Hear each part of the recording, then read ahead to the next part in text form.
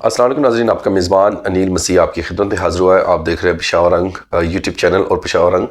Face بک page. ناظرین، انتہائی افسوس کے ساتھ آج کے ویلاگ میں آپ کو ایک بار پھر بہت زیادہ افسوسناک خبروں سے آگاہ کرنے لگا ہوں، اور جو کہ انتہا ہو چکی ہے اب پاکستان میں، اور پاکستان میں جیسے مسیحی لوگوں کو ٹارگٹ کیا جا رہا ہے، خاص طور پر مسیحی بیٹیوں کو، مسیحی نوجوانوں کو۔ ایسا لگتا ہے کہ جیسے پچھلے 77 کی دہائیوں میں ایک مکمل طور پر بیٹھ کر ایک بیٹھک کی گئی، ایک ہوم ورک کیا گیا کہ اس سال میں، اس سن میں، اس مہینے میں، اس دن اور اس وقت ہم مسیحی قوم کی بیٹیوں کے ساتھ اور مسیحی قوم کے نوجوانوں کے ساتھ ہم نے کیا سلوک کرنا ہے۔ یہ ساری چیزیں ایسے لگتا ہے کہ جیسے ایک پری پلان کیا گیا ہے، اور اس کے مطابق ناظرین یہ ساری چیزیں کی جا رہی ہیں۔ اب تو یوں لگتا ہے، اور ہم اتنے مجبور ہو چکے ہیں کہ اب ہمیں یہ آواز اٹھانی پڑ رہی ہے، اور اپنے ریاستی اداروں سے سوال پوچھنے پڑ رہے ہیں کہ ریاست کو نہیں پتا، کیا عدلیہ کو نہیں پتا، کیا طاقتور ادارے اور اسٹیبلشمنٹ کو قطع بھی نہیں پتا کہ جو اس وقت مسیحی قوم کی بیٹیوں اور مسیحی قوم کے بیٹوں کے ساتھ کیا جا رہا ہے۔ دوسری طرف ہمیں یہ بھی سمجھ سے، ہماری بالکل سمجھ سے باہر ہو چکا ہے کہ جو مسیحی قوم کے M N A M P as ہیں، یہ تو ایک حقیقت ہے، سخت حقیقت ہے کہ وہ M N A M P اے کروڑوں روپے دے کر اور اس کے بعد ٹکٹ لیتے ہیں اور اپنی سیٹ پر وہ آ جاتے ہیں، اور یہ صاف طور پر کھلے عام کہتے ہیں کہ ہمیں کون سا آپ لوگوں نے ووٹ دیا ہے۔ دوسری طرف وہ یہ بیانات دیتے ہیں، اس کے بیک گراؤنڈ کے اوپر، اسے پس منظر پر جب ہم دیکھتے ہیں تو طاقتی ادارے ان سے یہ بیانات دلواتے ہیں کہ پاکستان میں جتنے بھی منورٹیز یا مسیحی قوم خاص طور پر اس وقت سیف ہے۔ یہ جتنے بھی سوشل میڈیا پر بیانات چل رہے ہیں، یہ سب کے سب فیک ہیں۔ اگر تو فیک ہیں تو میں یہ کہوں گا عدلیہ سے اور ان تمام ایم این ایم پی اے سے اور ان طاقتور اداروں سے کہ ہمیں آ کے پکڑیے گا، ہم پر ایف آئی آر درج کیے گا، اور ہمارے خلاف عدالتوں میں ثبوت ثابت کر کے ہمیں سزا دلوائی گا، تاکہ ہماری جرت نہ رہے دوبارہ ایسے جھوٹے واقعوں کو پیش کرنے کی اور پاکستان کے نام کو بدنام کرنے کی۔ جو پاکستان میں کیا جا رہا ہے ناظرین، ہم بتاتے رہیں گے، چاہے جو مرضی کچھ ہمارے ساتھ کیا جائے۔ ایک طرف ہمارے جتنے بھی مذہبی لیڈر ہیں دم دبا کر بیٹھ چکے ہیں، اور انہوں نے وہی بیانات بائبل مقدس میں سے آپ لوگوں تک پہنچانے ہوتے ہیں جن پہ انہیں فائدہ ملتا ہے، جن سے انہیں ان کی ساخت کو فائدہ ملتا ہے، اور روپے سے ان کی انکم بڑھتی ہے، کیونکہ یہ سارا پیٹ کا معاملہ ہے۔ چاہے قوم مرتی ہے، ظلم سہتی ہے، چاہے کسی کی بیٹی کو اٹھایا جاتا ہے، چاہے کوئی 6 سال بچی ہو مناہل جس کا تعلق لاہور سے ہے، چاہے اس کے ساتھ ریپ کیا جاتا ہے، چاہے وہ ملزم پکڑا جائے یا نہ جائے، اس کے بعد عدالت میں کیس چلتا ہے یا نہ چلے، ہماری بیٹی تو سیف ہے۔ ہمارے پاس تو باہر جانے کے ٹکٹ کے بھی پیسے ہیں اور ویزا لگا ہوا ہے، جب دل چاہے گا ہم یہاں سے باہر چلے جائیں گے۔ لیکن ہم بیانات دیتے رہیں گے کہ پاکستان میں مسیحی قوم ہمیشہ خوش اور سلامتی اور باحفاظت طور پر رہ رہی ہے۔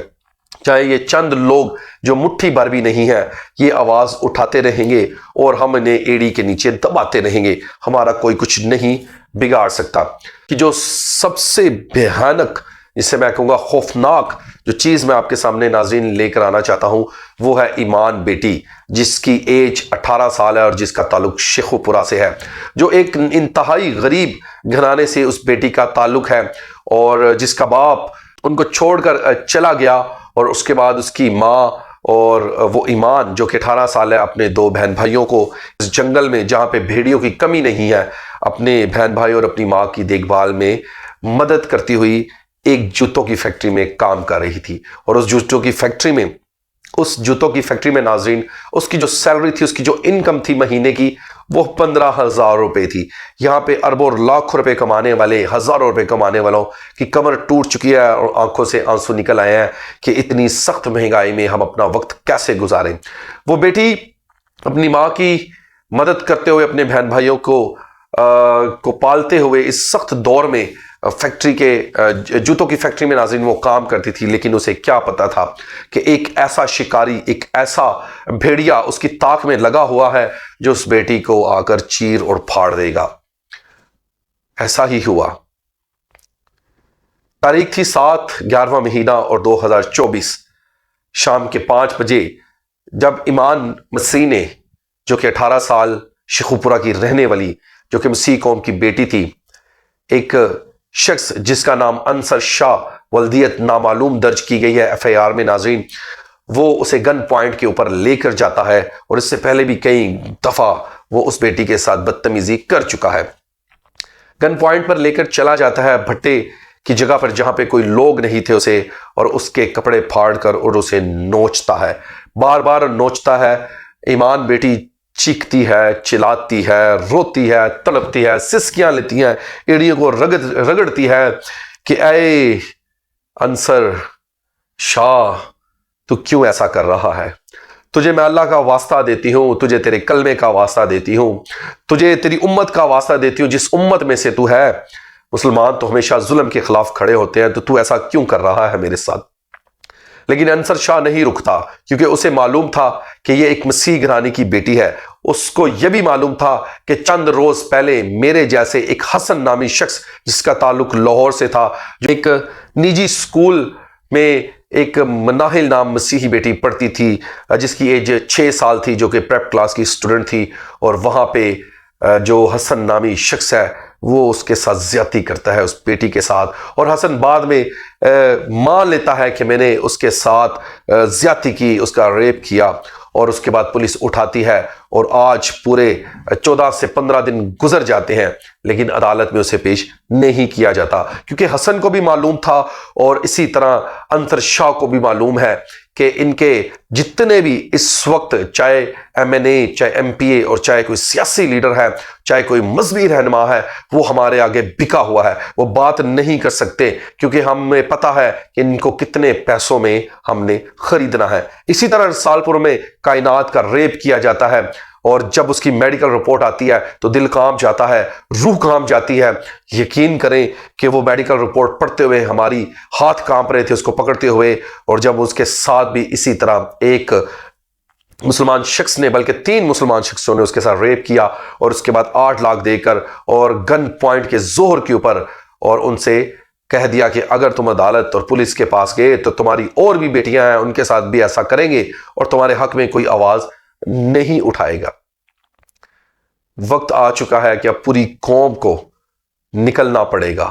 پوری قوم کو سوال پوچھنا پڑے گا۔ میں ناظرین آپ کو بتانا چاہتا ہوں، میں آپ تک یہ بات پہنچانا چاہتا ہوں کہ مسیح قوم صرف اور صرف ظلم سہنے کے عادی ہو چکی ہیں، کیونکہ ہمیں جو چرچز میں تعلیم دی جاتی ہے وہ بزدلی کی دی جاتی ہے۔ ناظرین آپ اس وقت کو یاد کیجئے گا کہ آج سے 1 مہینہ پہلے جب پنجاب کالج میں ایک مسلمان بچی کے ساتھ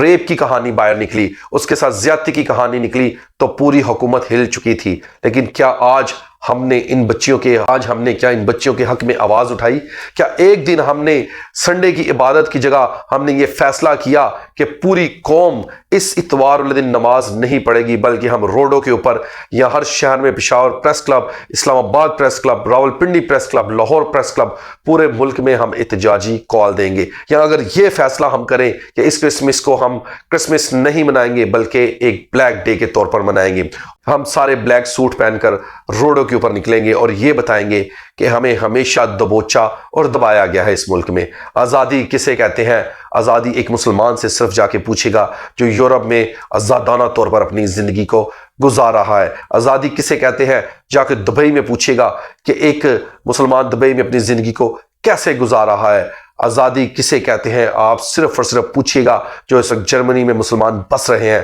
اور آزادی ان PTI کارکنوں سے پوچھے گا جو جرمنی میں احتجاج کرتے ہیں، اور ان لوگوں کے خلاف احتجاج کرتے ہیں جو پاکستان میں طاقتور لوگ ہیں، اور جب وہ باہر جاتے ہیں اور ان کے خلاف احتجاج کرتے ہیں اور ان کے اوپر کوئی بھی فنگر ریز نہیں کر سکتا، انہیں کوئی بھی عدالت نہیں بلا سکتی، ان پر کوئی بھی FIR نہیں ہوتی۔ پاکستان کی حکومت یہاں پر چیختی رہتی ہے، لیکن آزادی اسے کہتے ہیں۔